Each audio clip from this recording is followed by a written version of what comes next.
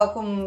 இன்று நமக்கு மாதம் 16,000 ரூபாய் வருகிறது என்றால் அது இறைவனது அருளாலேயே நடக்கின்றது.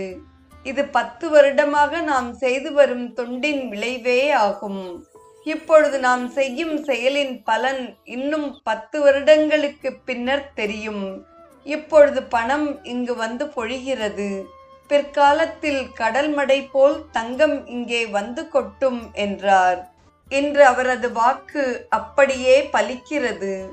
குருதேவர் தாம் சொன்னது போலவே மேலும் 5 பத்திரிகைகளை ஆரம்பித்தார்.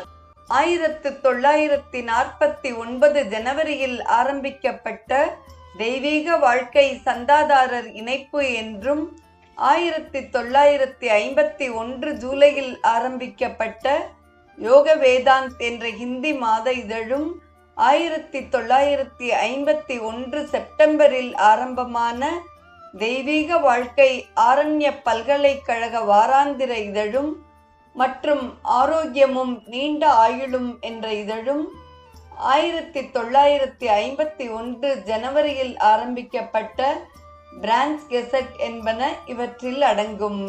இவற்றில்